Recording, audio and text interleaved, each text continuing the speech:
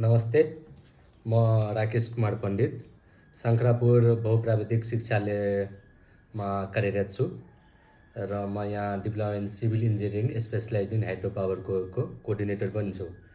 म आज कुरा गर्न चाहन्छु खासमा अहिले एसीको विद्यार्थीहरू जुन ग्रेजुएट भएछ त्यसलाई टेक्निकलमा सिटिभिटीमा कसरी पढ्ने, भर्ना कसरी हुने त्यसको बारेमा हामी कुरा गर्छौँ र हाम्रो शिक्षालयमा के विषय छ त्यसको बारेमा हामी डिटेल कुरा गर्छौँ है। सबभन्दा अगाडि टेक्निकलमा पढ्यो भने उसले स्किल जान्छ। स्किल जानिसकेपछि 3 वर्षको यो डिप्लोमा कोर्स छ। 3 वर्ष हुने बित्तिकै आफ्नो स्किलको उपयोग गरेर उसले के गर्न सक्छ, काम गर्न सक्छ। अथवा आर्थिक सालको कारणले अगाडि पढ्न सकेन भने उसँग स्किल छ भने नेपालमा पनि रोजगारी गर्न सक्छ अथवा विदेश गएर पनि राम्रो आफ्नो स्किलको उपयोग गरेर पैसा कमाउन सकिन्छ। र हाम्रोमा जम्मा यो शङ्खरापुर प्राविधिक शिक्षालयमा जम्मा अहिले 4 वटा रनिङ छ। पहिला छ हाम्रो डिप्लोमा इन सिभिल इन्जिनियरिङ है, जुन सिभिल इन्जिनियरिङमा हामी कन्स्ट्रक्सन रिलेटेडहरू काम हुन्छ है। बिल्डिङ कन्स्ट्रक्सन होस् अथवा ब्रिज कन्स्ट्रक्सन होस् अथवा रोड कन्स्ट्रक्सन होस्, जति पनि कन्स्ट्रक्सन रिलेटेड छ सबैको डिजाइनदेखि लिएर कन्स्ट्रक्सनसम्म काम गर्छ।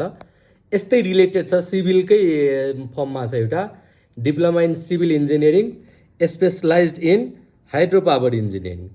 जति सिभिलले काम गर्छ त्यति नै यसले पनि काम गर्छ। एक्स्ट्रा यसमा के फोकस गरेछ, हाइड्रो पावर सब्जेक्ट रिलेटेडहरू त्यहाँ पढाइ हुन्छ र हाइड्रो पावरमा पनि फोकस गरेछ। सिभिलको साथसाथमा यहाँ हाइड्रो पावरको पनि काम गर्न सक्छ। थर्डमा छ ज्योमेटिक्स इन्जिनियरिङ है। ज्योमेटिक्स भन्नाले नापी सम्बन्धी हुन्छ हैन।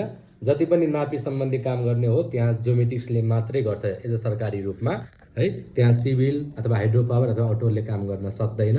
त्यसपछि चाहिँ हाम्रो अटोमोबाइल इन्जिनियरिङ है।